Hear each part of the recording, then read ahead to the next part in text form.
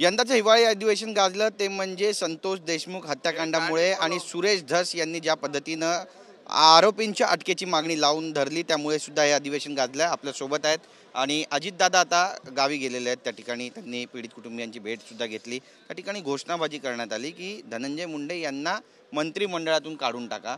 एकंदरीतच हा मुद्दा तुम्ही लावून धरला त्यामुळे इथपर्यंत हे प्रकरण पोहोचलं असं म्हणावं. आणि तुमची प्रतिक्रिया यावर काय?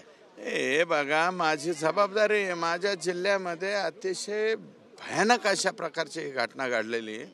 मी या सभागृहामध्ये असून संतोष देशमुख सारखा इतकी चुकीची घटना घडल्याच्या नंतर त्याच्या बाबतीमध्ये जर सभागृहात लावून धरायची नाही तर मग आमची आमदारकी का कामाची?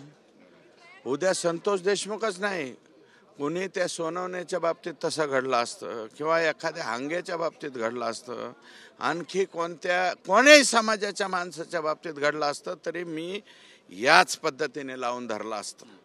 त्याच्यामुळं अजितदादा तिथं गेलेले चांगली गोष्ट आहे. ते गेलेत ते कारण त्यांच्या पक्षाचे मोठे आका, छोटे आका, त्याच्या खालचे आका कशा पद्धतीने लोकांशी वागतात ही निदान वागणूक तरी कळाली असेल ना अजितदादाला आज तिथं गेल्यावर.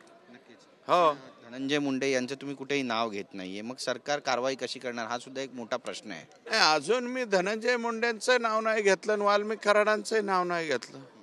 मी फक्त विष्णू चाटे, त्यांचे 6 जण, त्यांच्या खालच्या जे काही आगंतुक मुळं आहेत आणि ह्याचं सगळ्याचं एक सोटमूळ कोणतं आहे, सोटमूळ. मी हे शिकलेलो आहे. 12वीपर्यंत मी ह्याला होतो, सायन्स शिकलेलो आहे. त्याच्यामुळं मला सोटमूळ म्हणजे काय, आगंतुक मूळ म्हणजे काय माहिती आहे.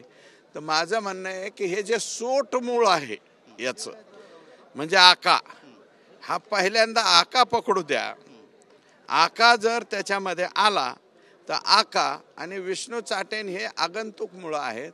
त्याचं मूळ सोटमूळ कोण आहे आणि त्याचा आका कोण आहे हे अगदी आल्याच्या नंतर मग सगळे आगंतुक सुद्धा सापडावेत आणि हे सगळेच्या सगळे मोकाच्या अंतर्गत कारवाईला पात्र व्हावे. शरद पवार सगळ्यात आधी तिथे पोहोचले आणि यानंतर अजितदादा पोहोचले. आम्ही अगोदर पोहोचलो तिथं. माझ्या आधी तर प्रकाशदादा सोळंके केलेत. पवार साहेब आले, काय अडचण नाही, यायलाच पाहिजे ना त्यांनी. अजितदादांनी जायलाच पाहिजे बाकीच्या पक्ष. परंतु न्याय खरा जर कोणी दिला म्हणला इथून सभागृहामध्ये जी सिंपत्ती दाखवली आजपर्यंत कुठल्याही मर्डरला म्हणजे कुठल्याही हत्येला सरकारने मदत दिलेली नाही. ती मदत माननीय देवेंद्रजींनी दिली.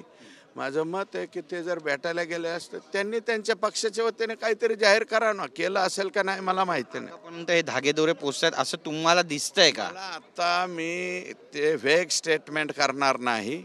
पहिल्यांदा आका पकडू द्या आणि आकाला जर त्याच्या आकाने सांगितलं असलं तर मग त्याचा आका सुद्धा त्याच्यामध्ये येईल. मोठे मासे पण लागतील या संपूर्ण प्रकरणामध्ये. वेल मासा जरी असला, वेल हे काय रोहो, कटला, मिरगळ हे मासे नाही आहेत, चिलापी हे मासे नाही आहेत.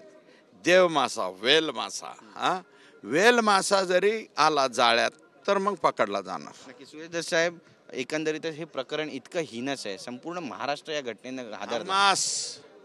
हमासची जी पद्धत आहे ना वागण्याची, याच्यामध्ये हमासला बाई तुम्ही लाजवेल असं वागलात हो.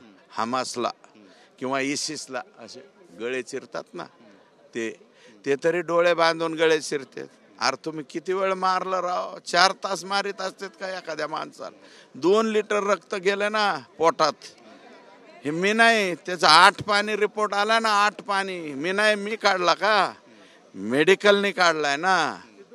किती मारलं म्हणजे एका 56 ठिकाणी मारलंय आणि त्याच्यावर 5-5 वेळा मारलंय म्हणजे 250 ते 312 मारलं ना तुम्ही.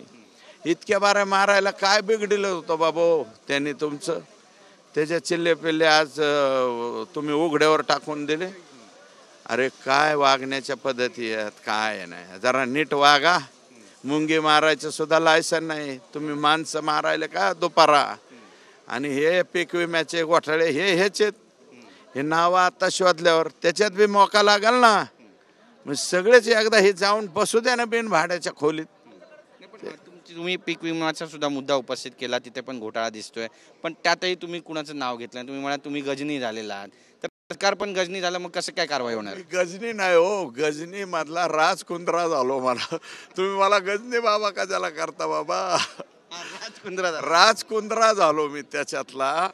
राजकुंद्राला काय आहे, असं ते नाही का मारते ते आमीन का यासीन, काय त्या हिरोईनचं नाव, हिरोईनचं नाव काय आहे त्या? यास्मिन असीन, असीन नावाची ती हिरोईन आहे ती. आणि हा राजकुंद्रा हे शादी वगैरे करतात.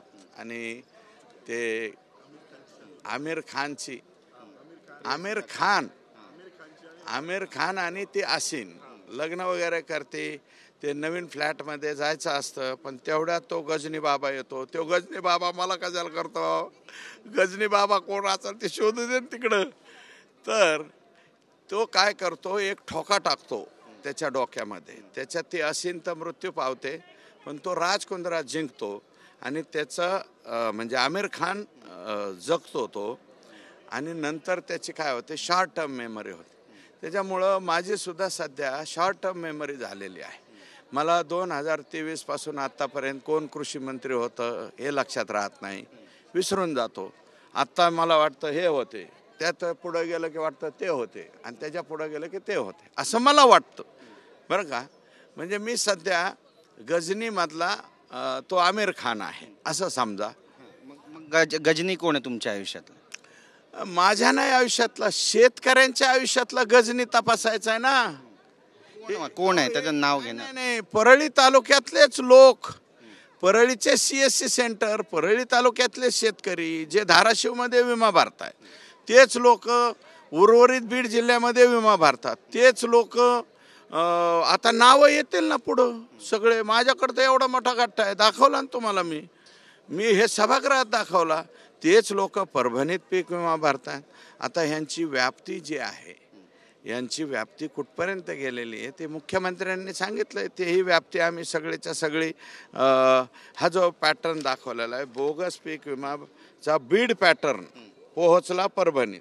हे बीड पॅटर्नचं बीड खोडून टाका, बीडच्या ऐवजी परळी पॅटर्न माना, कारण ह्याच्यात जबाबदार फक्त परळीचे लोक आहेत. हे परळीच्या लोकांनी हा नवीन पॅटर्न काढलेला आहे. याच्यात जे जे दोषी असतील ते मोकाच्या अंतर्गत येतील. पण तुमच्यावर पण कुठलं दडपण आहे हे सगळं प्रकरण तुम्ही बाहेर काढलं? मी स्वतः, माझा बाप त्याचं नाव दासादादा होतं, ते उभ्या आयुष्यात कधीच कोणाला घाबरला नाही.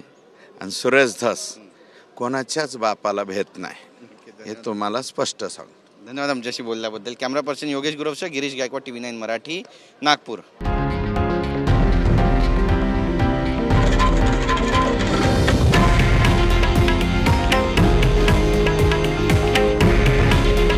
हे आहे देशातील नंबर 1 न्यूज नेटवर्क आणि आपण पाहत आहात TV9 मराठी.